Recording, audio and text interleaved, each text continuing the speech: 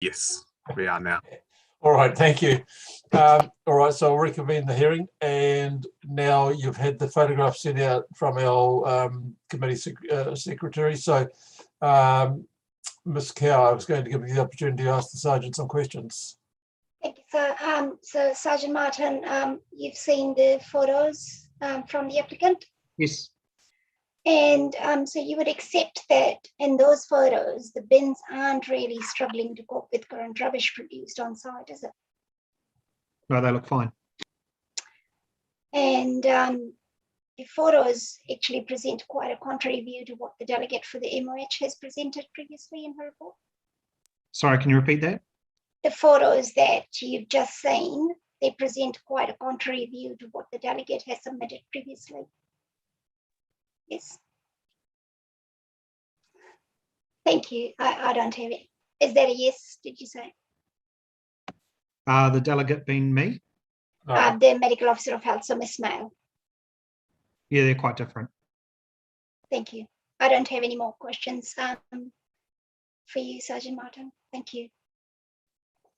Right, now just so you were the first one to cross-examine the Sergeant. So, Miss Mail, do you have any questions for the Sergeant?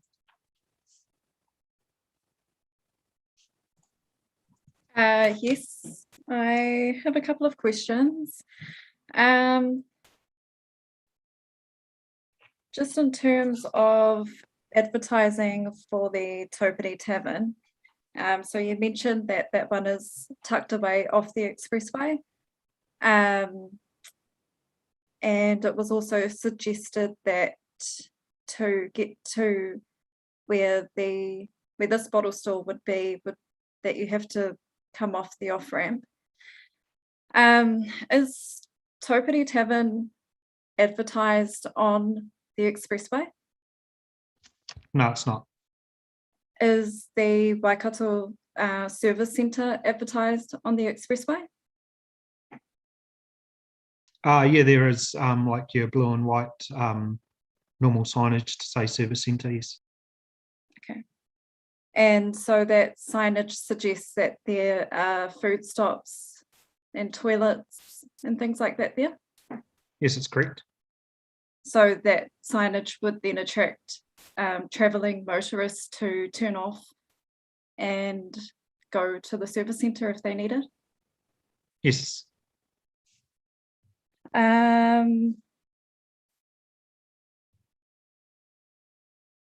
With the ram raids, in your experience, what are the after effects of ram raids on liquor stores? In relation to their security? Yeah, just with when there's alcohol that's been stolen, is it different to, are the after effects different to what a jewelry store or dairy would be? I could only say that the windows would be boarded up using plywood, and then that alcohol will be consumed elsewhere. And do you think that displaying signs in a store which suggests not to drink and drive will deter anyone from not drinking and driving? No, I don't think so. In the applicant's evidence, he said if people were determined to drink and drive, they'd do it anyway. And are you able to just explain what the current issue is with the boy races, and just how often this has been occurring there? Yeah, so it was happening on a weekly basis. The boy races will do what's called an invade, where they congregate in Auckland, Tauranga, and then they have a contingent from Waikato, and they'll travel to a designated area, meet up there. It's usually done by social media, and there could be up to 200 or 300 vehicles all invading one city or another. So invade could be invade, for argument's sake, invade Tauranga, where they'll all drive in a chain over to Tauranga, meet up there, do their activities, do their burnouts, and whatever they like to do, and then go back to where they came from.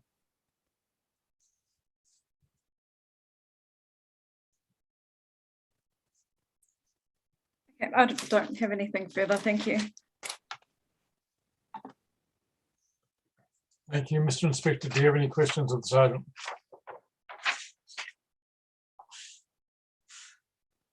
Mr. Inspector? Sorry, is it Mr. Sorry, can you take yourself off mute? Yes, no, I don't have any questions. Thank you, sir. Thank you.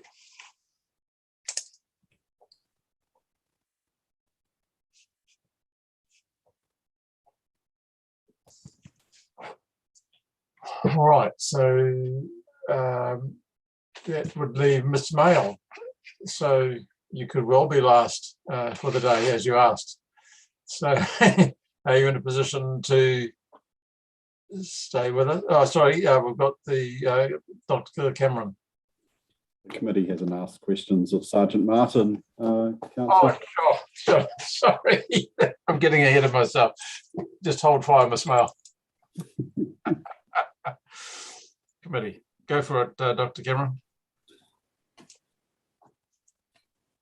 Sergeant Martin, is Topani, in your view, is Topani a deprived community? Setting aside the index of deprivation, subjectively, is Topani deprived? It has pockets of deprivation. I'd say that Huntly and Ngātawahi are definitely more deprived.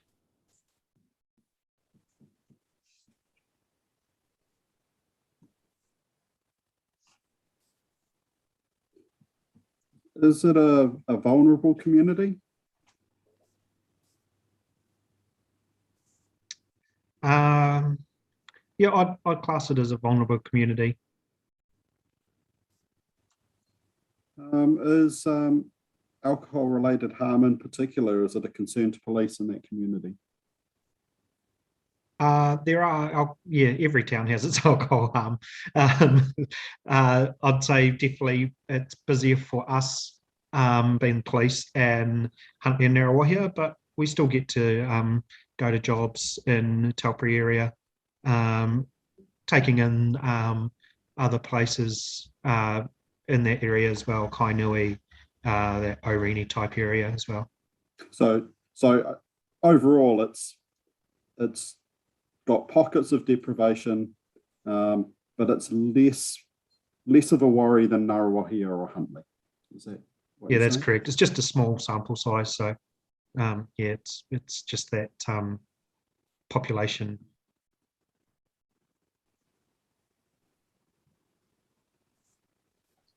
Right, thank you. Mr. Smeds, do you have any questions? No questions for me. Sergeant, the complex is described as a service centre for motorists. Would you agree with that? Yes, I agree with that. Yeah. And so the legislation prohibits licence being granted to a service station. Are you aware of the history of why that is? I understand it's trying to kind of disassociate alcohol from driving.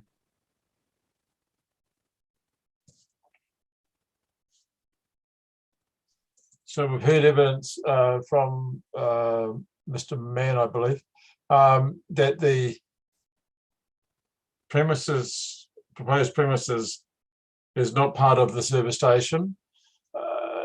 And I think a distance of 80 metres was described. How far do you believe the distance between the proposed premises and the forecourt of the service station is? If I went door to door, I'd put it at about 80 metres. Okay.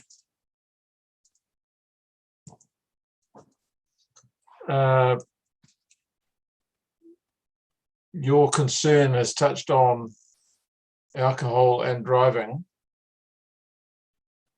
What is it about placing a bottle store amongst food outlets that is of greatest concern within the confines of the Act for the police?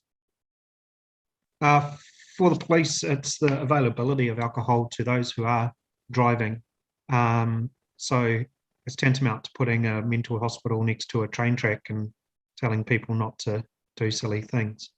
It's giving that, we refer to the crime triangle, which involves victims, offenders, and locations. And if we can take those locations away, or either side of that triangle will, it takes the opportunity for crime away, including alcohol-related harm. So not saying that there can't be bottle stores, but just the location of that store lends itself more to drink driving. So Jay, say the crux of the issue here before the committee, and I'm not trying to put words in your mouth, so please, I'm not trying to lead you. It seems the crux of the argument that's been put forward today is that it's the location of the bottle store per se, as opposed to opposition against a bottle store. So Yes, that's correct. Yeah. Yeah.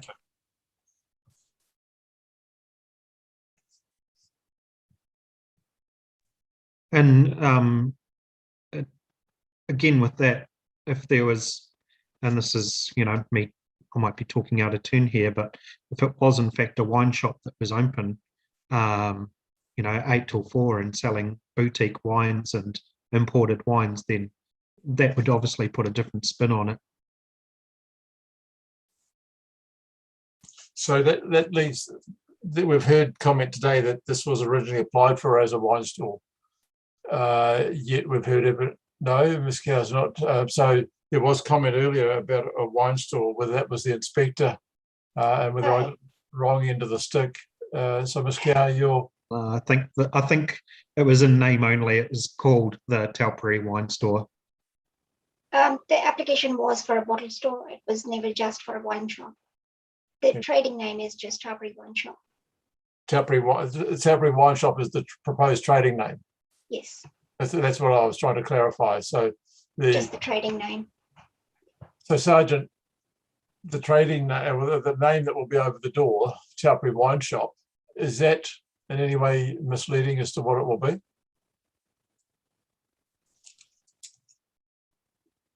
On the application, when I first put eyes across it, I thought, okay, wine shop, that's not too bad. But once I got into the application, it was, oh, okay, this is a bottle shop.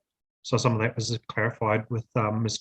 Kerr, and hope I say that correctly, in some initial phone calls, that it was in fact going to be a bottle shop rather than a wine shop. Thank you. That's probably it from me. Is there any re-examination from the committee out of that? No? Thank you. So now we do go to the disappearing Miss Mail. I wonder if you can come back to us.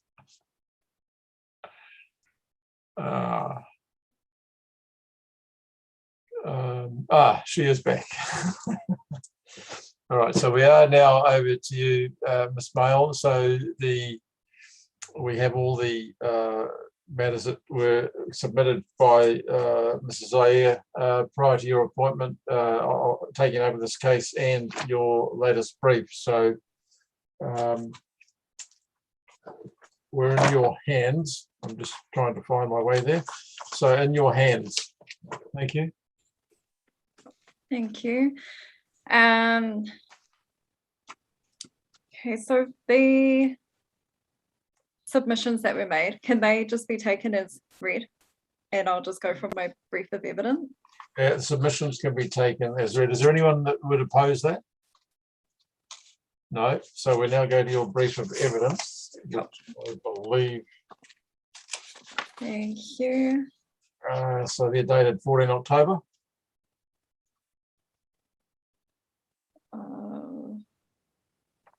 That would be Oh, sorry, opening submissions. No, that's the opening. Sorry, I'm looking at it. Sorry. No, this one doesn't have a date on it.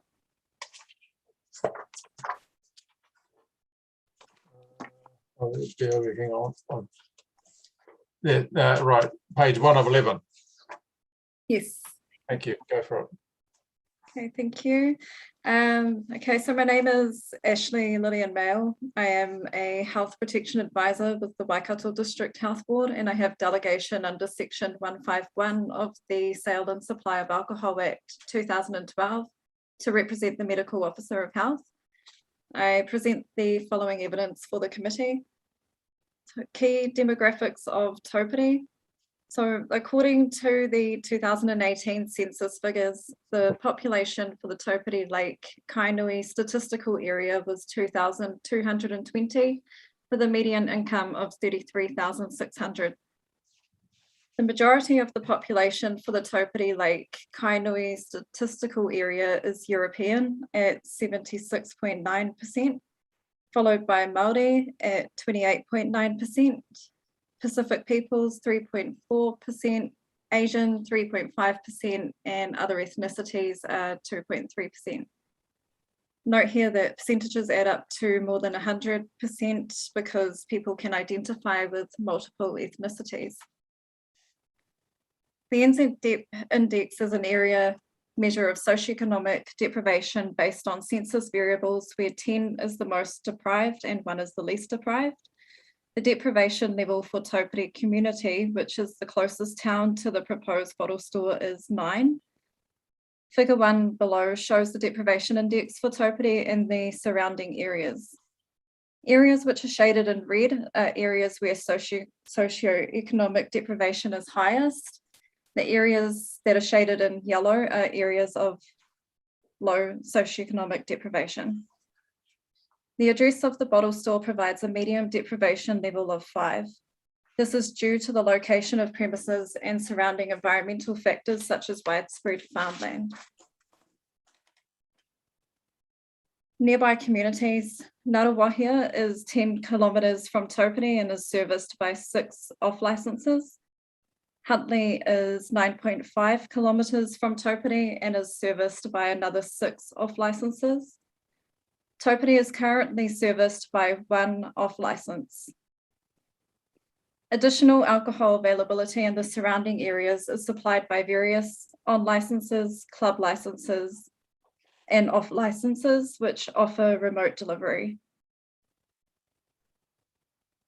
Deprived areas in New Zealand have 3 times more alcohol hospitalisations and mortality than more affluent areas.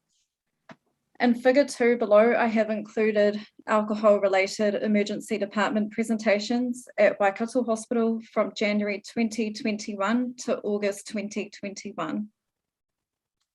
Figure 2 only provides a picture of alcohol-related harm in the community at the lower end of the scale, and does not provide an accurate representation as some people choose to not attend the emergency department. Some presentations have not been recorded due to the cyber attack experienced by Waikato District Health Board earlier this year.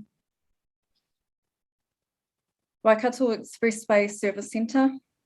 The Waikato Expressway Service Centre is located on the Waikato Expressway interchange with Gordonton Road and is serviced by on and off ramps for north and south traffic flows, as well as busy highways northeast to towns Topani, Ngaruawahia and Huntly, or southwest to Gordonton, Hamilton, and an alternative route to Cambridge.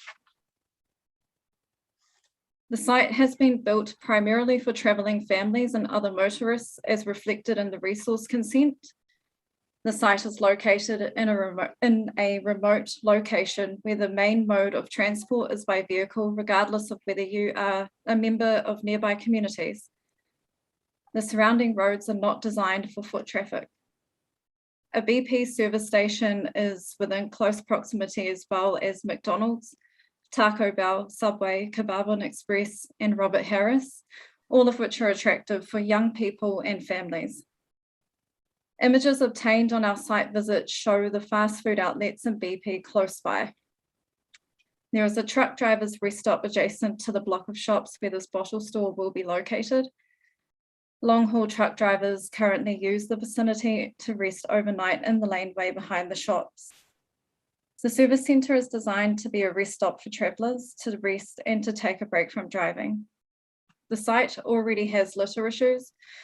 Photos from our site visit show overflowing rubbish bins and food packaging rubbish in the truck rest stop. So we visited on the 7th of July at 10:30 in the morning.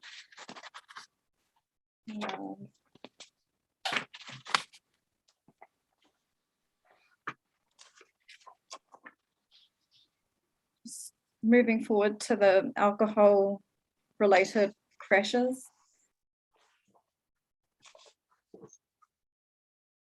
Is everyone okay if I may just move forward to there, or do you want me to go through image by image?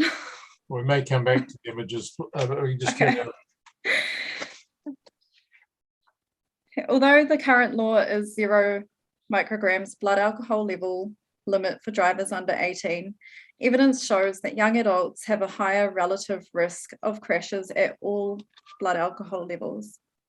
Figure 3 shows that teenagers 15 to 19 are most at risk, followed by young adults aged 20 to 29.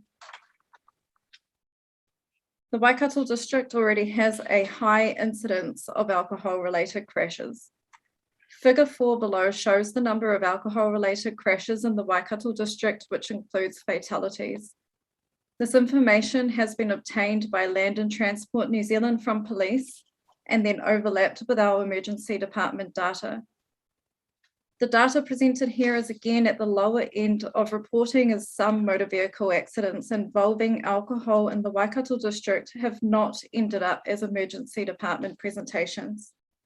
This also does not include any hospitalizations at other hospitals outside of the Waikato District Health Board region. Staff systems and training. The applicant lives in Auckland and operates a business in Te Awamutu, which has been subject to breaches of the Sale and Supply of Alcohol Act 2012. A duty manager named in the application has only recently been issued with a manager's certificate and is still in their probationary year. The applicant is reliant on the speech, coordination, appearance, and behaviour, which is the SCAB tool, as their only indicator of intoxication assessment. Evidence of community engagement has not been provided. During our visit to the site, a nearby store owner we spoke to were not aware that an application to open a bottle store had been made. So in conclusion, the service centre is designed to be a rest stop for motorists on a major expressway. A rest stop is a place to take a break from driving, have something to eat, have a non-alcoholic drink, refuel the vehicle, and use a toilet. Past behaviour sets a good precedent for future conduct. The applicant is not suitable to operate a store in this locality. The nearby communities are already serviced by off licenses. Can we just go back to the photos, please, and start from the beginning? So at image 1 on page 4, I think it is. No, before that, there's some figures. So figure 1 on page 2.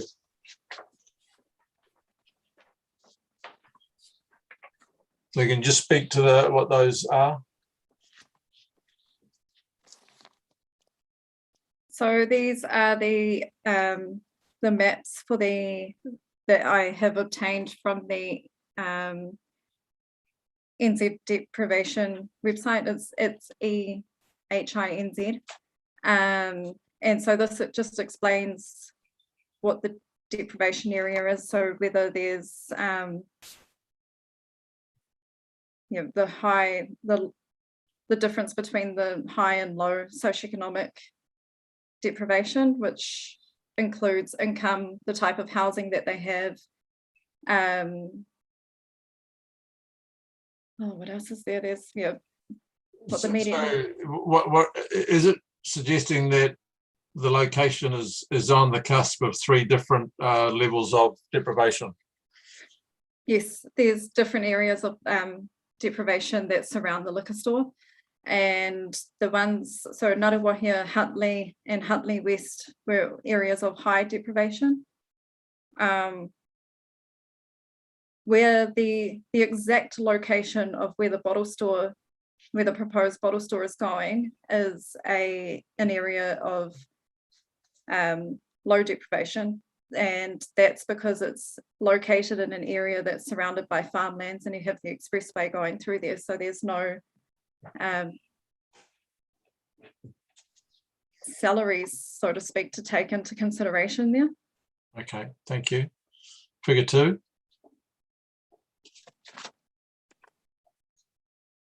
Okay, figure 2 is, so these are addresses of patients who have ended up in the Waikato Hospital Emergency Department for issues which are related to alcohol.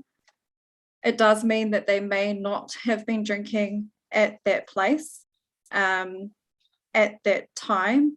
We don't know where they were prior to ending up in ED, but it does show that there are clusters of high alcohol related harm in areas where deprivation is high.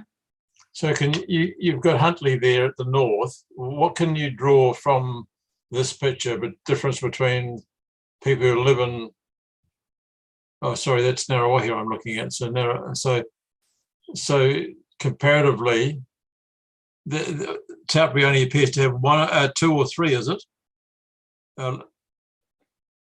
Yep, so that's about 3 within 6 months, yes. Okay, thank you. Next photo. Okay, so we dropped in for a visit just to have a look around the area to see what was there already. When we got there, so the first photo just shows the distance between the liquor store and Taco Bell, which is a family takeaway restaurant, fast food restaurant.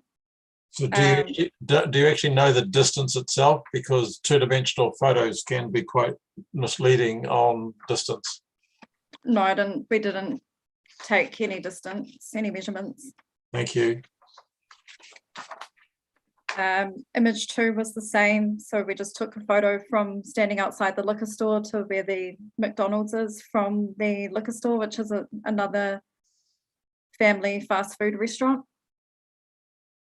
And then image 3 is the Robert Harris Cafe from the liquor store, which is another cafe which is for families to go to as well. Thank you. And the kebab shop is right next door, which attracts young people. Image 4 is the truck stop that separates the block of shops where the bottle store will be going into and the BP. Image 5 is the entrance to the service centre, which is the roundabout that directs you to wherever it is that you're going, whether you're going to the BP or off to the shops. Is that an internal roundabout on the site? Or Yes, I think it was. we'll check this out on our site visit anyway. Thank you. Image 6 is the laneway behind the shops. The applicant has said that that's for staff parking, but we also spoke with the store owner, another store owner that was there, who said that the truck drivers who are staying overnight will often pull up in the laneway and sleep there in their cabins. And image 7 was some food packaging that was left behind. And image 8 is the rubbish bin that's in between the bottle store and Robert Harris. And when we got there, that was overflowing. The store owner that we spoke to there as well also said that they have issues with rubbish. I'm not sure whether that's been rectified by the body corporate now or not, but that's just how it was when we went on that day at that time.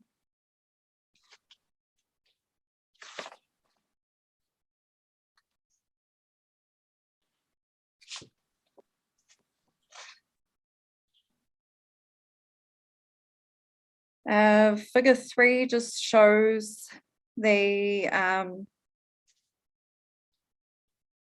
increase in risk by blood alcohol concentration and the different ages. So that's a generic issue rather than anything specific to Taupo. Yes, that's a generic issue, yes. Thank you.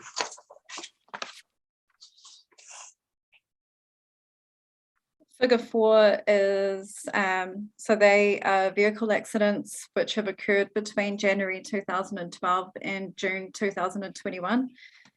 This was the data that we collected from, I think it was Land and Transport. So Land and Transport gather that data from the police, and then we have taken that data and overlapped it with our emergency department presentations. So this doesn't show all the vehicle accidents that have happened that have involved alcohol. This only shows the motor vehicle accidents that have ended up in our ED that involved alcohol. The ones that are marked with an asterisk next to it show that they were a fatality. We don't know what years each accident has occurred on. But it has occurred between January 2012 and June 2021. So during that period, you had the Expressway open. So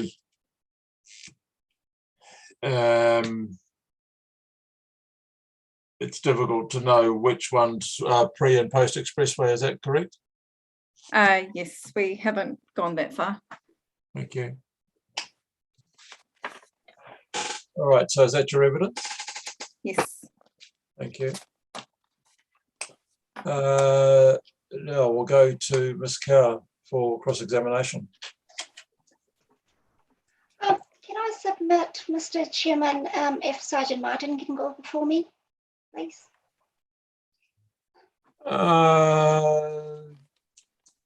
Well, I don't think it's prejudicial, so are you happy to do that, Sergeant? All right. Thank you.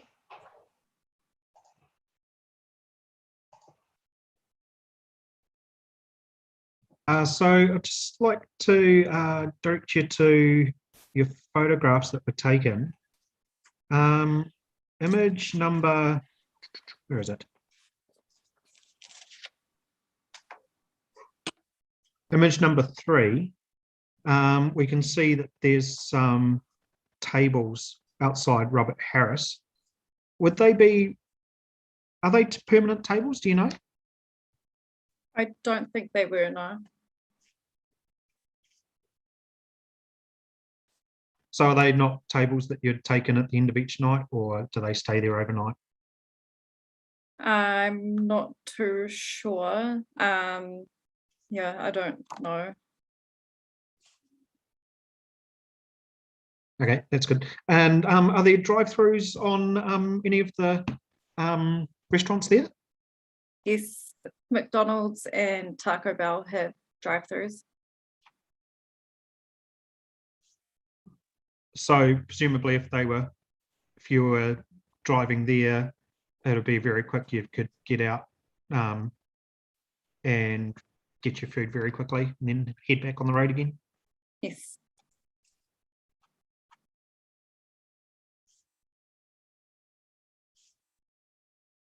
That's really all I have at the moment.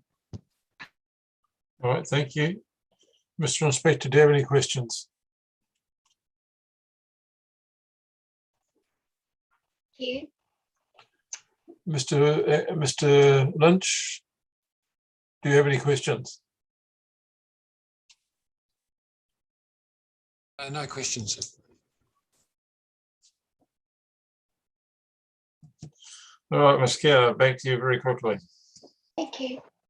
Ms. Mail, have you looked at the resource consent for the site? Yes. So do you know that it says explicitly that bottle store activity can be carried out from the site? Yes. Yes.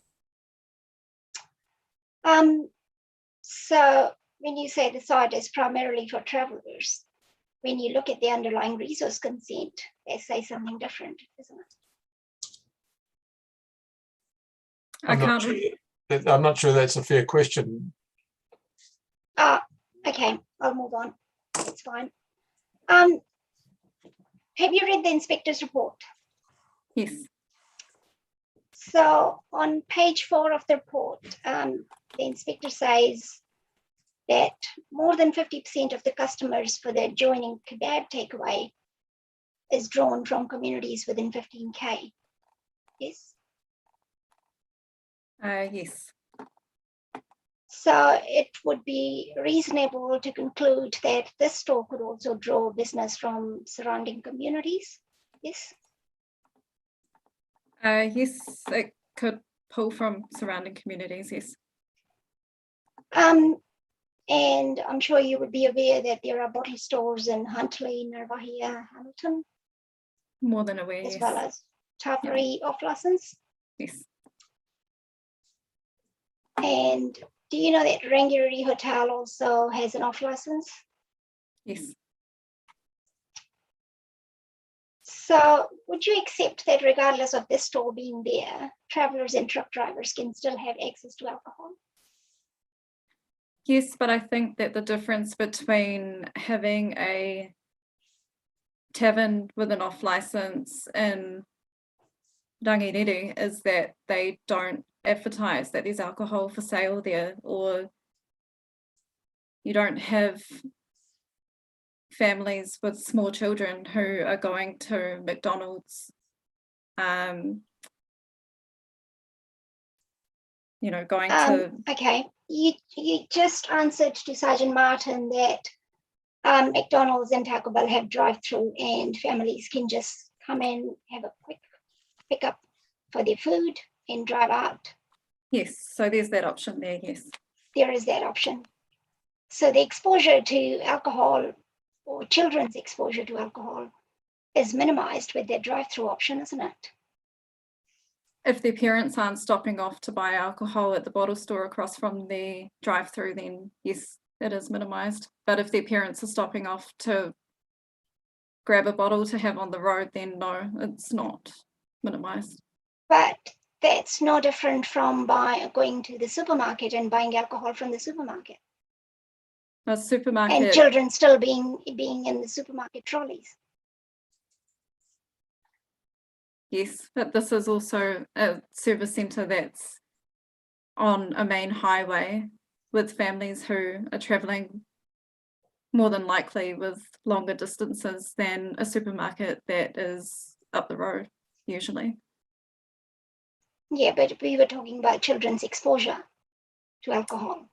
Yes, so if you're a travelling family and you're going long distance and mum or dad decide to stop off at the bottle store while they're at McDonald's, it's a bit different to going to the supermarket where mum or dad might be picking up something and then going home. So what harm do you think children would have if they see anything like that? What harm when a parent goes to the supermarket with their child in their trolley? What harm do you think children can have from looking at it? Well, the risk is that a parent could be driving a long distance and... No, I'm talking about the harm to children or exposure to children. What harm are you indicating if they have seen the alcohol?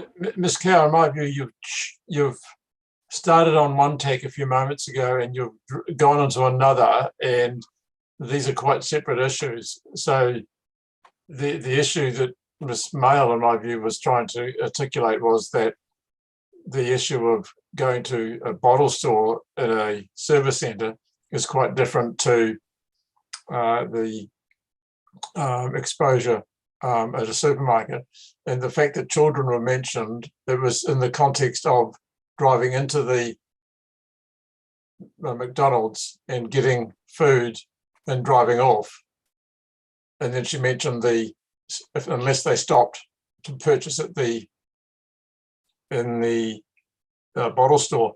So trying to put the two issues together is not, in my view, a fair line of questioning. So there are two separate lines there. Sir, I understand your point, but I think what I'm trying to get at that is Ms. Mail has raised that there are families, restaurants at the same site, and families mainly that parents and children. And that's where I'm coming at and asking the question that if it's about exposure of alcohol to children, then what is the issue? What is Ms. Mail can point to for me that she can say that that is the issue of children seeing alcohol or a bottle store from sitting at McDonald's or Taco Bell. So I'm trying to understand and differentiate what is the issue here from Ms. Mail's point. I wasn't ascertaining that it was, families sitting at McDonald's and looking out and seeing the bottle store. It was more that you have children in the car who are traveling long distances with their families. If you have a parent who has gone off to the bottle store because there's an opportunity for them to go off and go and do that while the kids are getting fast food or food for their journey, the issue there is that children are being exposed to the alcohol. There's an opportunity for children to be exposed to the alcohol while traveling with their families, because there's an opportunity to purchase it while you're there. But as you accepted earlier that there are bottle stores in Hamilton, Narrabahia, Huntley, all around State Harbour 1. No, we're riddled with them, yes. Yes, so parents or somebody, if they are long distance travelers, they can still purchase alcohol from any other bottle store and still drive out with their kids at the back. Yes? Yes, they could. But when you place a bottle store on an expressway for traveling families, then you're creating more risk of families drinking and driving and crashing, and you've got young people who can go into the bottle store, get more alcohol, drink and drive. But like we said, there are other bottle stores and those things can still occur, can't they? Yes, and those bottle stores that are in those sort of communities or community areas are there for people to go in and purchase their alcohol and go home. Okay. Whereas, are you aware that there, in applicant's evidence, he said there are bottle stores all along from State Highway 3 to State Highway 1 and then carry on from there? yes. So they're not in communities, are they? They are on State Highway 3 and 1. I was trying to think of which one was on State Highway 3. It's not my evidence, so I can't point you to that, but the applicant's evidence says there are bottle stores from State Highway 3, if you start from Te Awamutu, to Hamilton. Okay, I can't agree with that because I can't think of any bottle stores that are on State Highway 3 between Te Awamutu and Hamilton. And yeah. Are you not aware of the Rosetown liquor at the Te Awamutu roundabout? That's on State Highway 3. Oh, sorry, I was thinking of the more rural locations. No, That's State sort of Highway 3 from Te Awamutu to Hamilton.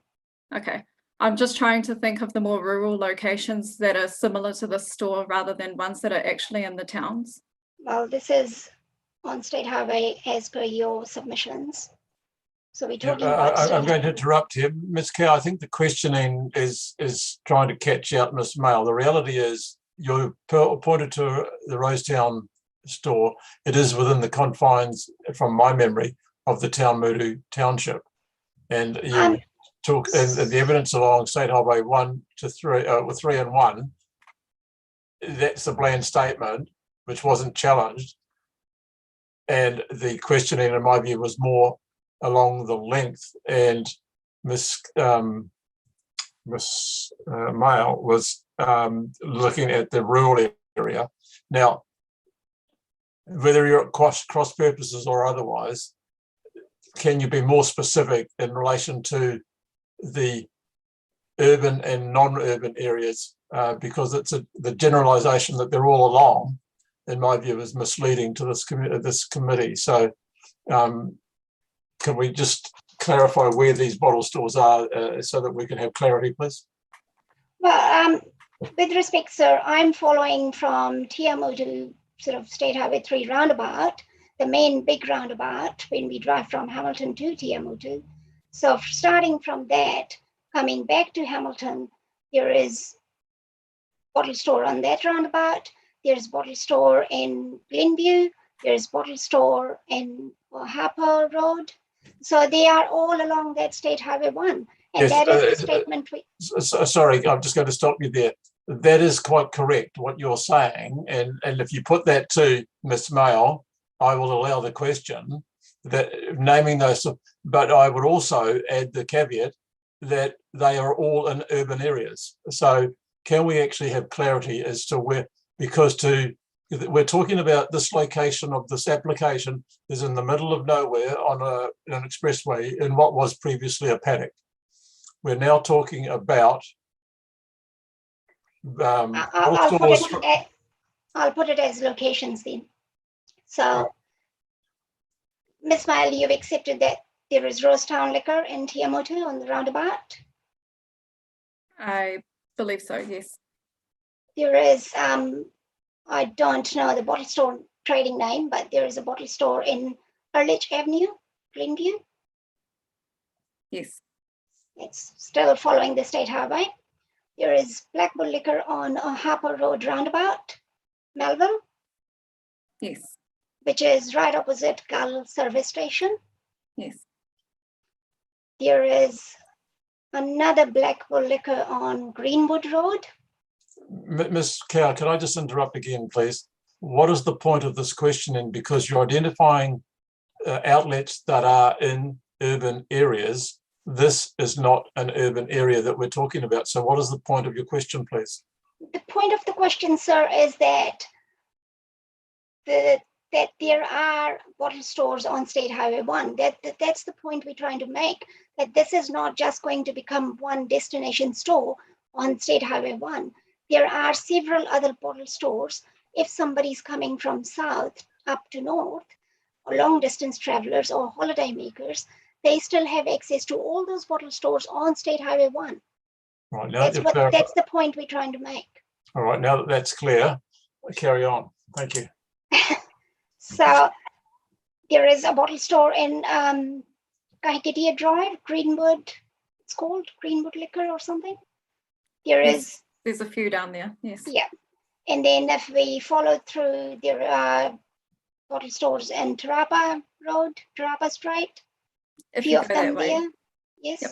If you go that way, yes. Yeah, and then comes Topani. Obviously, Topani has an off license. Then this location, proposed store. Then we follow Huntley, Narvahi, and so on. So that was my point. Basically, I was making that there are several bottle stores on State Highway 1. And so you would accept that grant of this application. Can I, I'm sorry, Ms. Kerr, can I just go back? Tiamotu to Hamilton is State Highway 3. From Tirapa north, State Highway 1 goes on the expressway. You've described Tirapa Road, Narrawahia and Huntley. They are not State Highway 1. They're not, but what I'm saying is that there are various things, and State Highway 3 and then State Highway 1. I'll allow the question, but the committee will give weight to what, because as I've just said, you've alluded to areas that aren't State Highway 1. Thank you. Thank you. Turning to the vulnerable community, you say the local community is vulnerable? Ms. Mail? Sorry, which one was that? Sorry? You say the local community is vulnerable. Nearby communities are vulnerable, yes. But you haven't provided any evidence before the committee to say how that is vulnerable, is it? Other than the deprivation index scores. I only gave the deprivation index score for Topani community, yes. So on your submissions, I think it is paragraph 12, you say deprived areas in New Zealand have 3 times more alcohol hospitalizations and mortality in more affluent areas, yes? Yes. Have you looked at the paper that you relied on? Yes. So you would agree that it's a thesis paper for PhD in geography, Yes.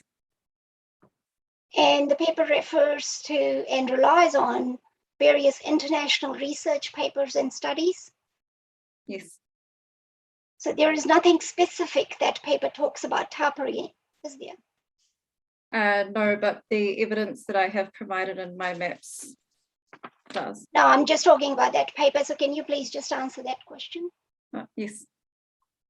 There is nothing specific about Waikato in that paper, is it? No. Thank you.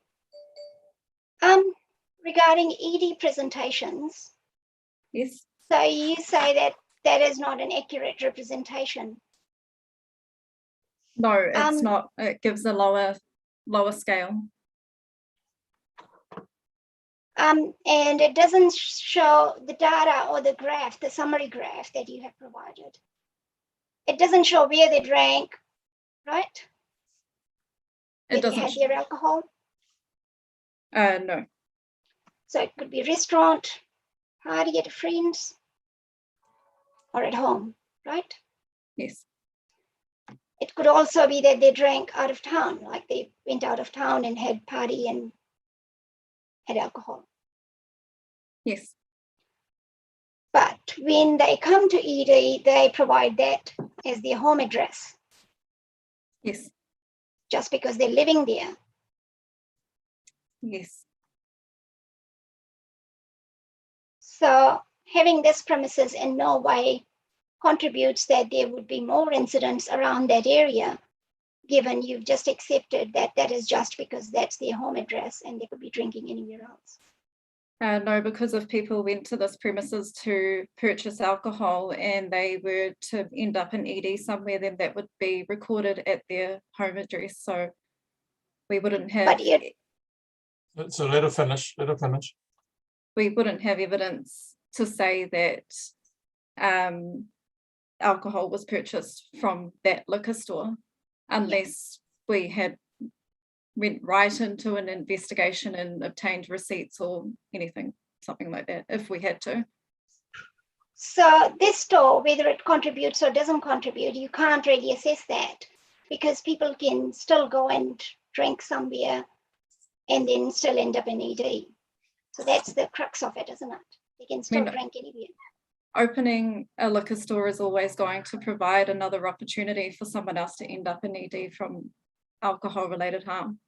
So I can't say that this premises will, but I can say that any premises contributes to that. And at the moment, the risk is minimized because it's not open. Well, alcohol is still in the community. It's still in the community, but this is providing another opportunity to make it worse. It doesn't make them buy more alcohol, would it? Sorry? Just because this store is going to open, it's not going to make people purchase more alcohol. It creates an opportunity for impulse buying. So yes, it does. How? I put it to you that it doesn't, because people would only buy what they need to buy. Okay, so at the moment, the store is not there, so people can't purchase alcohol, which means that the risk is minimized. But the moment that the store opens, then people can go into the store to purchase alcohol.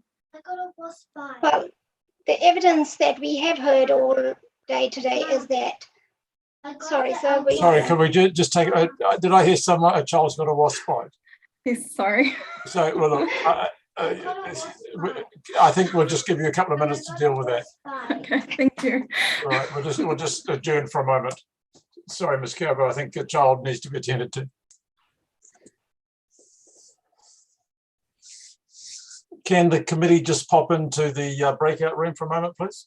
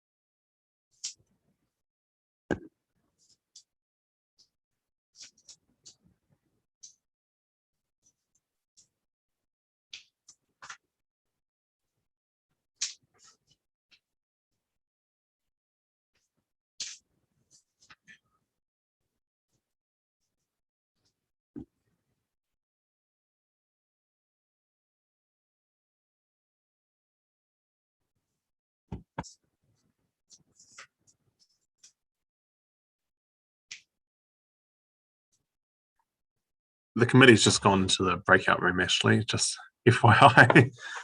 Cool, thank you.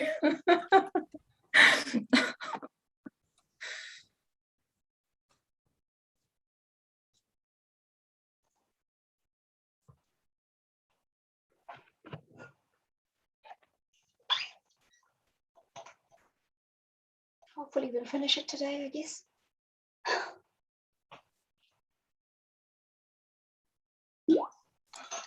Sorry.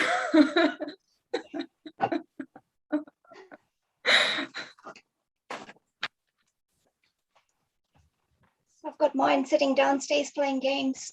So. Yeah, I just grabbed the vinegar and sort of just said, just in there, don't come out.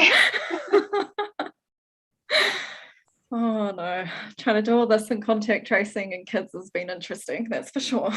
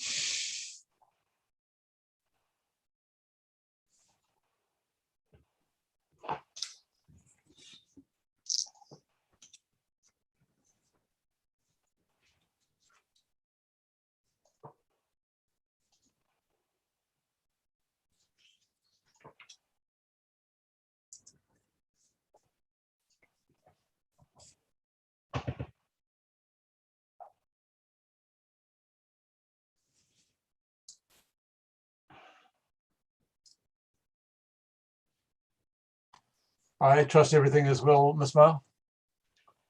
This is fine, thank you, sorry. That's all right. No, appreciate we're all working from home or otherwise. So, and children are important. So, all right. So we're back to Ms. Kell with your cross-examination. Thank you. Thank you, sir.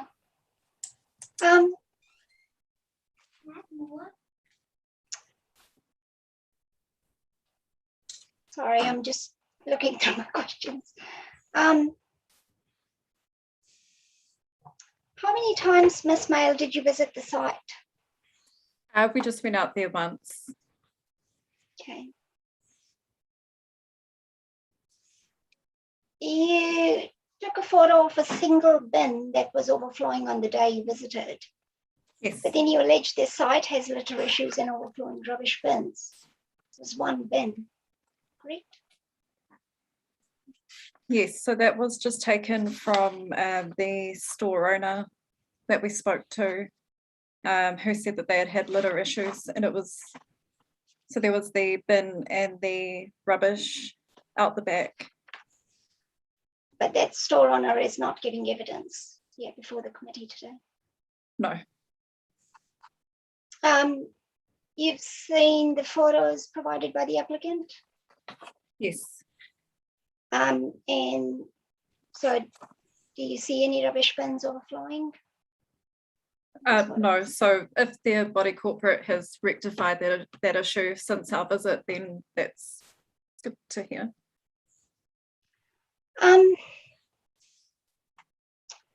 Regarding figure 3 in your evidence. Sorry, I'm just getting through the document. Figure 3, that's the graph detailing relative risk of fatal crashes. Yes. So you haven't provided any information about the factors that might have been considered in analyzing those statistics. No, I haven't. So this is just a generic graph. I think Mr. Chairman did confirm that earlier. Yes, it was obtained from the Land and Transport website. Are you aware that the data used for these graphs was for the years 1995 to 2000? That was about 21 years old. No. You are aware that people under 18 years are not allowed inside the body stores, yes? Yes.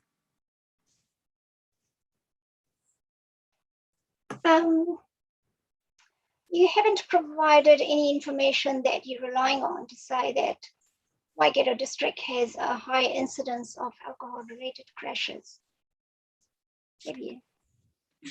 We didn't compare the data nationally, and no, we haven't provided anything that didn't have anything to do with our ED data. So we only have the information there that has been able to be overlapped with any emergency department visits at Waikato Hospital. So figure 4 image or figure 4 summary data, that's just summary of 9 years of motor vehicle incidents. That's a map of accidents that have happened. Sorry, can I just take 1 second? Sure.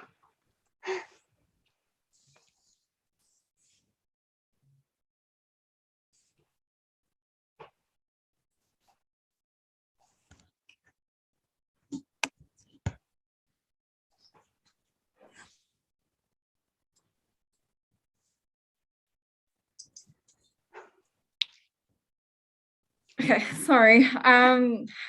Okay, so the map that has been provided, so the numbers or the sites that are on there have been taken from the police data, and they have, so we've just, it's statistics of accidents that have happened over the last, from 2012 until 2021. So in 9 years, there was just one accident in Topani, and that was below limit anyway. Yes. In the Topani community, yes. Yeah, and that is below limit. Yes.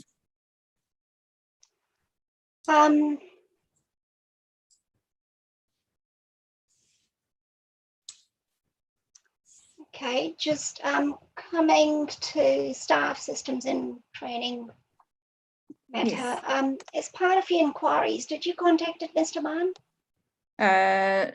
No, I'm not sure if Nicole did. I don't think she did either. Okay, so you weren't aware of the staff's systems and training that he had currently in place and or what he was proposing for the store?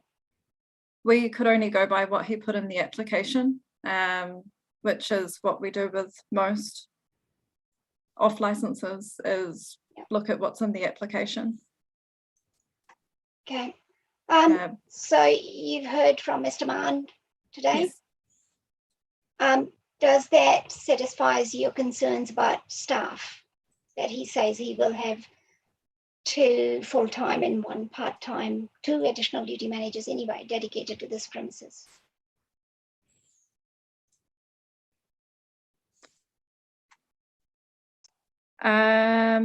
Yes.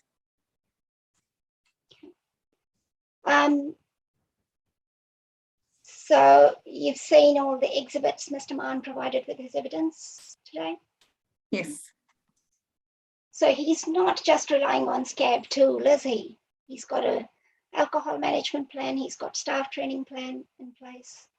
Yes. And he's got hospitality NZ training. Yes. That he's a member of.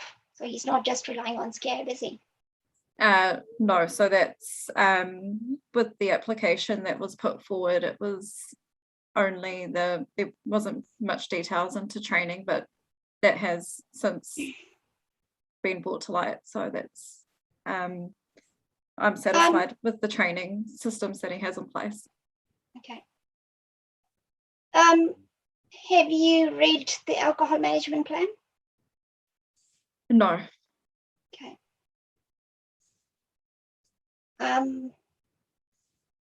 So you aren't aware that the alcohol management plan recognize if the locality would be vulnerable, then what action staff can take? I haven't had a chance to have a look through the alcohol management plan yet. You said that one of the store owner you spoke to was not aware about the application for a bottle store, Yes, that's correct. and you've accepted that you've read the inspector's report. Yes. And so you would agree that the report says Mr. Gamble, who's the owner operator of Tavern, was aware of the off license? We didn't speak to him. We spoke. No, I'm getting to that, but if you can just answer yes or no. Oh, yes. So somebody at 3 kilometers from the premises was aware of the application, but this individual might not be, right? Yes. The person you spoke to. Yes. And it's also possible that he or she may not be the owner of the store. No, she confirmed that she was the owner. Okay.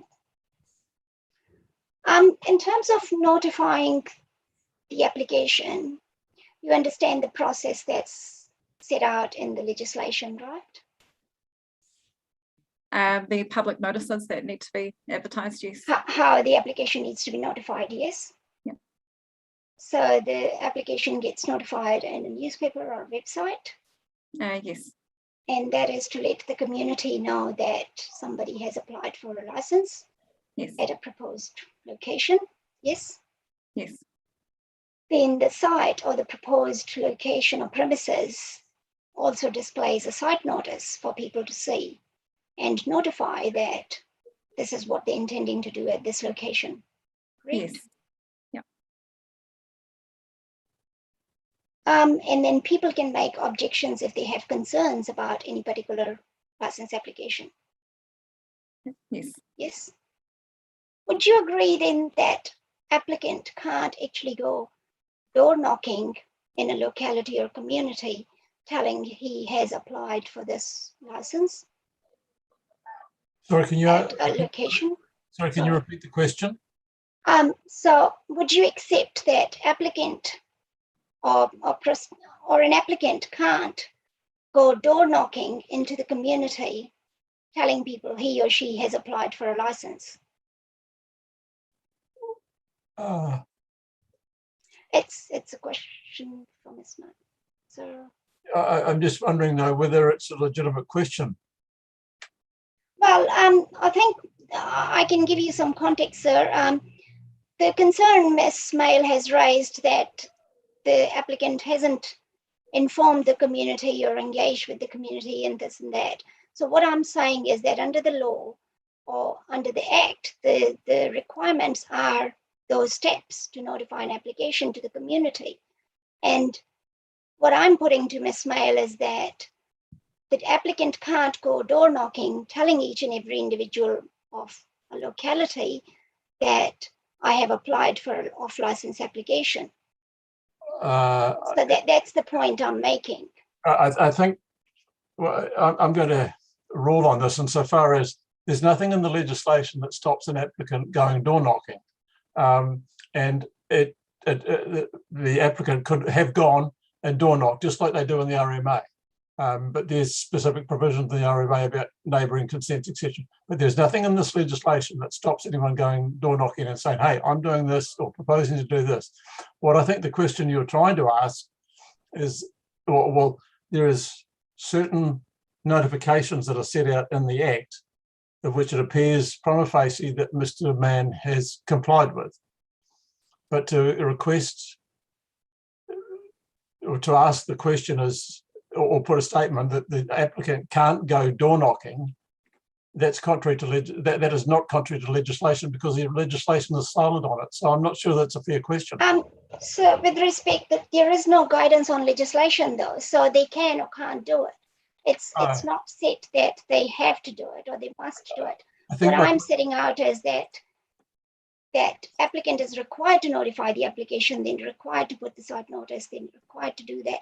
And those are the measures to notify the community or the locality that there has been an application filed with the district. I accept that, but the issue is you put the question to the applicant, to the witness, saying the applicant can't go door knocking. Well, that's wrong in law. So there is nothing in law to prevent. So put another way, and I would allow the question to be put differently, is that there is nothing that requires him to go door knocking to advise the neighbours. That's a more appropriate question, if that's what you would like to put. But the fact to say that the applicant can't go door knocking, in my view, is not an appropriate question. Because you'd have to accept that the applicant can go. Oh, yes, they can. So I agree with that. But I think I was going with the process that's been set out, and I think Ms. Mail has agreed that that is the process to notify. That's right. There's a public notification and a site notice. There's been no dispute over that. But the fact you asked the question of that he can't go door knocking is incorrect in law. He could if he wanted to, but I think a better question, and I'm putting it to you that you may wish to ask this, is that there is no requirement for him to have gone door knocking and tell his neighbours. Yes, so Ms. Mail, there is no requirement under the Act that applicant has to go door knocking, is it? No. Thank you. Thank you. And those were my questions. So thank you, Ms. Mail. Thank you.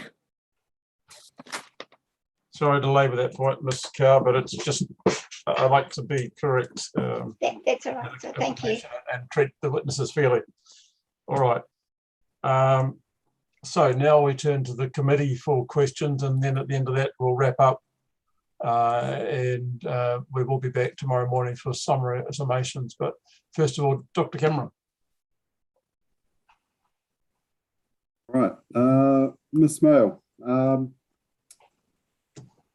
the New Zealand Index of Deprivation 2018. Yes. Ms. Kaur in her submissions has pointed to the committee that this is a measure of relative deprivation. Can you tell us, is it a measure, because it's a measure of relative deprivation, is it relative just to the local areas, or is it relative to New Zealand as a whole? I'm not too sure.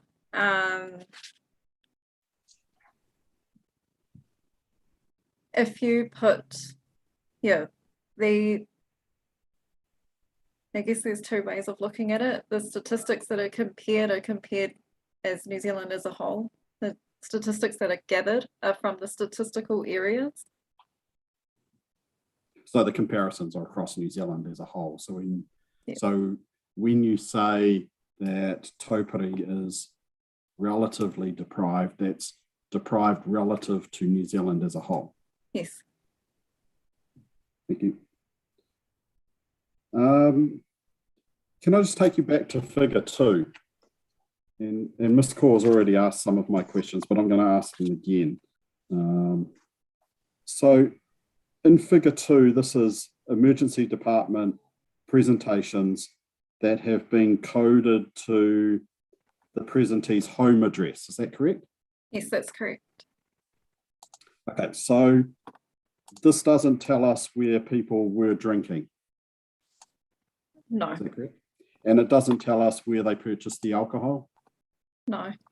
And if they have presented to the emergency department for an acute event, it doesn't tell us where that event occurred? No. On the other hand, this is presentations to the Waikato Hospital Emergency Department. Is that correct? Yes. So it doesn't include any presentations that might be to other clinics, like Anglesey Clinic, for instance? No. Or presentations to GPs? No, it doesn't include any of that. And sometimes people can be redirected to other hospitals within other districts. So if somebody went to Papakura Hospital, for instance, or Yep. to Thames or somewhere random. Yeah, that's not included in this data. You preempted my next question.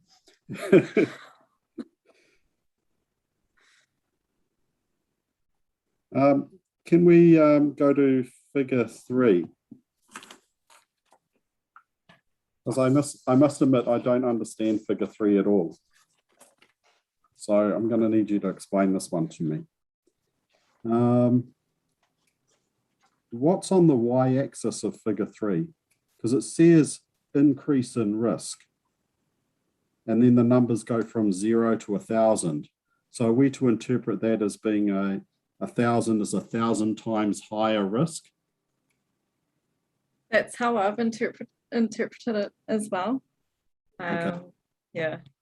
All right. What's on the x-axis? Because it's numbers that go from 0 up to 100 plus. But it's not clear to me what's on that axis. I am not sure. I'm sorry. I thought that was age when I was looking at it. But Okay. Speaking for my colleagues, I don't think we'll be putting much weight on that figure because I can't tell what it's trying to tell us. yeah. No, fair enough. Yeah. Okay. All right. Thank you. Those were all of my questions. Smith, do you have any questions?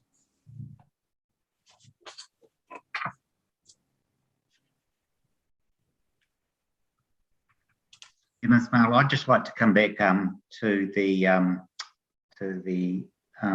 issue of the 2 duty managers and whether or not that's sufficient. So earlier today, we explored the proposed roster, which is listed on page 33 of the applicant's submission. So it's page 33 of 170, and with the 2 proposed duty managers, there in the proposed roster, there are days where one of the duty managers is off, and there would only be just the 1 duty manager, and they look quite big days, 11 a.m. to 9 p.m. Just wondering if you'd like, in relation to the answer that you gave Ms. Cower into the sufficient staffing, whether you'd like to reconsider that. I think they've been superseded by what was given in evidence this morning by Mr. Mann. I think it's Appendix D and E with the new rosters. So that's the latest in his submissions, which I asked questions on earlier. So can we just check Appendix D and E. of his brief of evidence? Yes, I am referring to Appendix D. Yes. Right. Sorry. Okay. All right. Just so that we're all on the same page, because I thought you mentioned a different page number. No, page 31, which is Appendix D. Okay. So Ms. Mail, to answer that question, you'd need to look at the roster. Okay, so is that the one where you have the duty manager 1 off on Monday and Tuesday, and duty manager 2 working 11 a.m. to 9 p.m. There's a break. Yes. Yes. So there's someone's working from 11 a.m. until 4 p.m. on their own.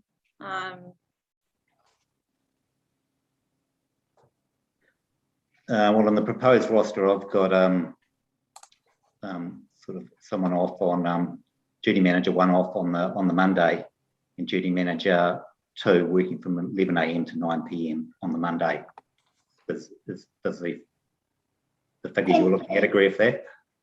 Sir, just to clarify that we're looking at the same document, there is duty manager 3 who's part-time starting from 4 p.m. to 7 p.m. Yes. Okay, thank you. So that's actually Exhibit E. It is Exhibit E.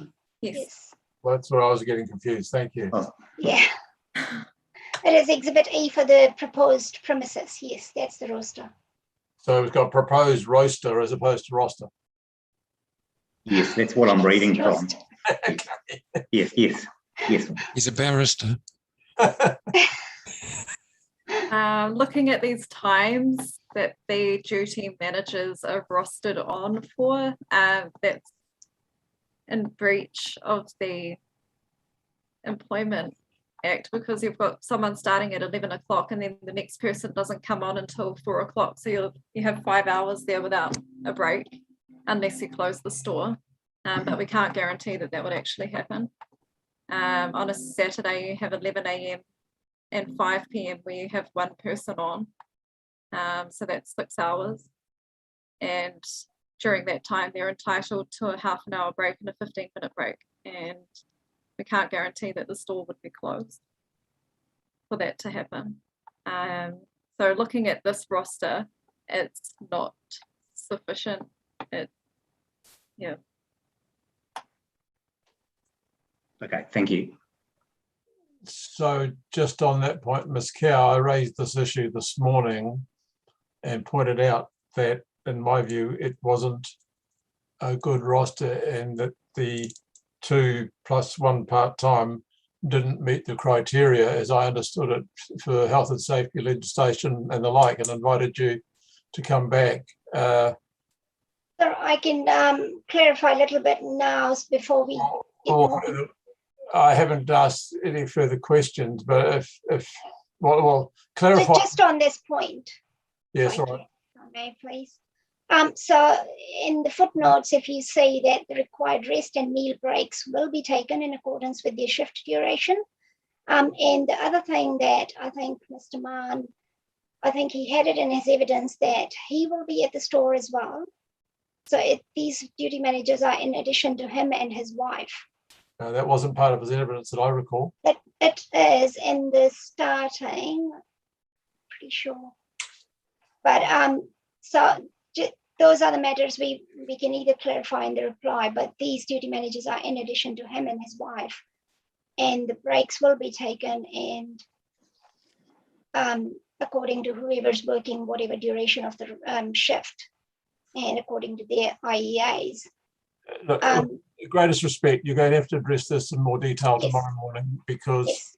in my view, residing in Auckland, being the backup in Te Aomori, being the backup in Taupiri, providing 2 additional staff and 1 part-timer, it doesn't stack up in my view. And at the moment, and I reserve judgment, but I need you to further address this with some clear way and outlining, should Mr. Mann and his wife not be available, how the compliance with legislation, and I think you're fully aware of the Two Brothers decision as part of there are some issues in relation to compliance with other legislation that is now able to be taken into account.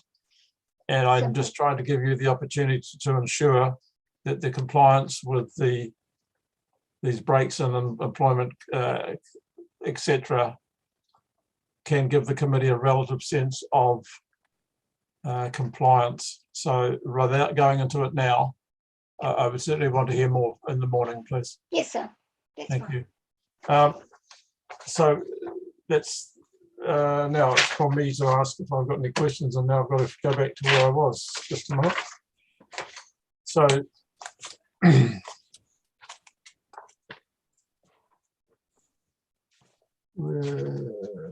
just bear with me. I want to get home.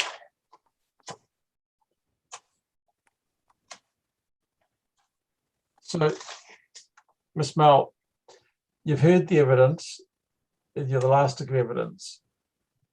In your view, you've raised some strong opposition.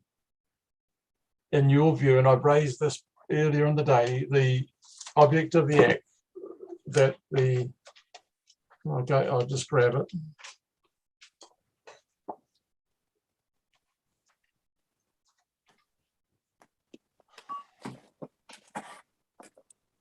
The object of the act is the sale of and supply and consumption of alcohol should be undertaken safely and responsibly, and harm minimised, etc. Does the evidence that's been given today lead you to a conclusion that if this license is granted, that alcohol could be sold in a safe and reasonable manner. Where's she gone? There she is. Yeah. And if not, why not?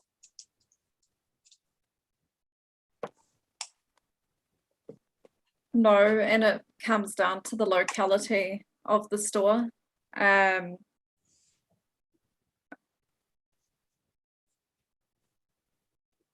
There's just way too much risk opening a store on an expressway in a service centre that's designed as a rest stop for motorists.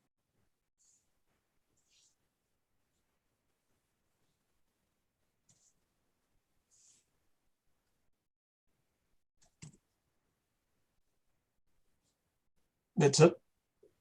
Or any I'm not asking for more, but I'm just ensuring that yeah, any sale of alcohol that's going to happen in that locality is not minimizing alcohol related harm. And that can come in any form of damage, injury, death, disease. It just places more risk on anyone who's using the service centre.